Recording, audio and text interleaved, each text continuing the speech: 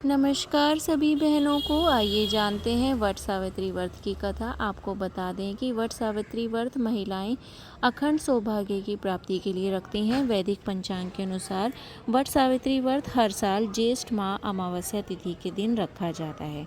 इस दिन सुहागन महिलाएं वट वृक्ष बरगद के पेड़ की पूजा करती हैं। इस साल 26 मई को वट सावित्री व्रत रखा जाएगा। वहीं इस दिन पूजा करते समय वट सावित्री की कथा पढ़ना देखिए ज़रूरी होता है, वरना पूजा अधूरी मानी जाएगी। व्रत कथा के बारे में आपको बता देते हैं।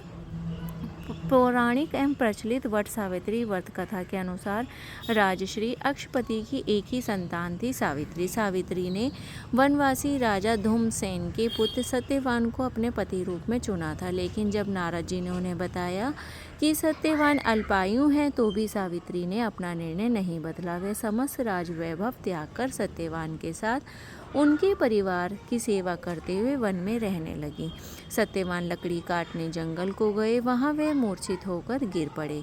सावित्री ने वट वृक्ष के नीचे अपने गोद में पति का सिर रख उसे लेटा दिया। उस समय यमराज सत्यवान के प्राण लेने आए। यमराज सत्यवान के जीव को दक्षिण दिशा की ओर लेकर जा रहे थे।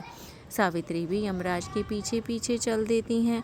उन्हें आता देख यमराज ने कहा कि हे प्रतिव्रता नारी, पृथ्वी तक ही पत्नी अपने पति का साथ देती है, तुम वापस लौट जाओ।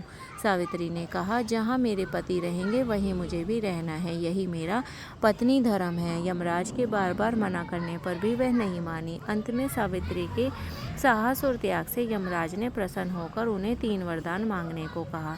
तब सावित्री ने सास ससुर के लिए नेत्र ज्योति मांगी, ससुर का खोया हुआ राज्य मांगा एवं अपने पति सत्यवान के 100 पुत्रों की मां बनने का वर भी मांगा। तीनों वरदान सुनने के बाद यमराज ने कहा, तथास्तु, ऐसा ही होगा। यमराज आगे बढ़ने लगे। सावित्री ने कहा कि हे प्रभु, मैं एक पतिव्रता हूँ, पत्नी हूँ, आपने मुझे पुत्रवती होने का आशीर्वाद दिया है। ये सुनकर यमराज को सत्यवान के प्राण छोड़ने पड़े। सावित्री उसी वट वृक्ष के पास आ गई जहाँ उसके पति का मृत शरीर पड़ा था।